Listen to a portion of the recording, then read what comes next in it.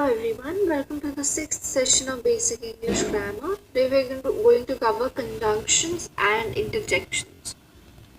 So basically conjunctions, as simple as that, they are used to link your words, phrases and clauses.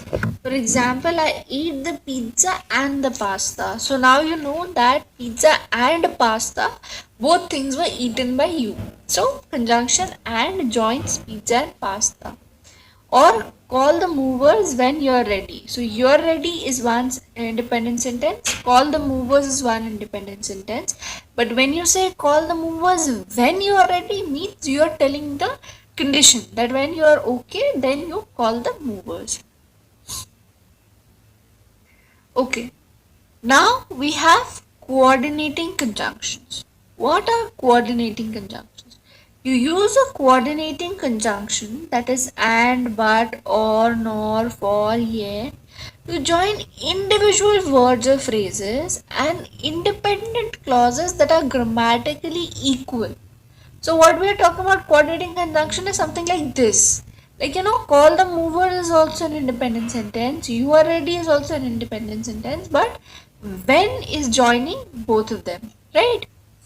So similarly, like you have lilacs and violets are usually purple. Okay. So you have lilacs, you have violets, and will be joining with the coordinating conjunction, joining two nouns. Then the movie is particularly interesting to film theorists because the screenplay was written by Mae West. So now you see because is actually joining two independent clauses, right?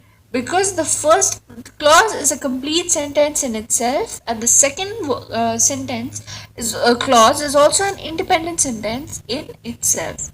So also you know that one can also use the coordinating conjunction but and for as prepositions, as discussed in the previous video what prepositions are. So but and for can also be used as prepositions.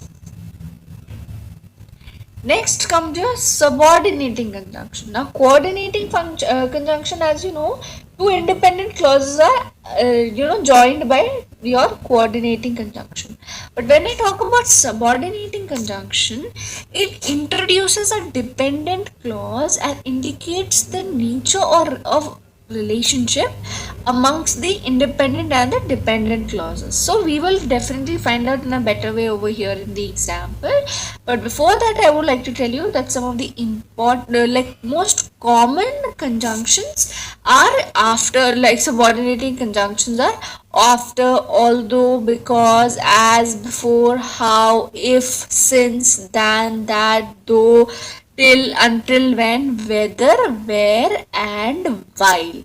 So basically, I will repeat that subordinating conjunctions basically introduce a dependent clause. So dependent clause is something which is dependent on something, the subject or the object, for it to complete. It is not a full sentence in itself. And it tells you the relationship of it with your independent clauses. Like you see, after she had learned to drive, Alice felt more independent. So the subordinating conjunction after introduces the dependent clause after she had learned to drive, right? Alice felt more independent is an independent clause, and after she had learned to drive is basically an dependent clause. Like putting after it becomes a dependent clause.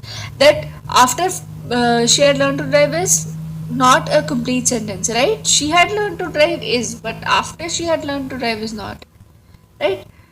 So that becomes your entire sentence. Now you know what the subordinating conjunction is. Now, if the paperwork arrives on time, your check will be mailed by Tuesday. Now you know that the paperwork arrives on time is an independent sentence. Your check will be mailed.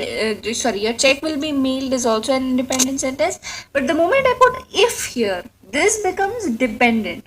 Like if it works, if it arrives on time, then what will happen? Then your check will be mailed by Tuesday. So this becomes a complete sentence. This is a subordinating conjunction.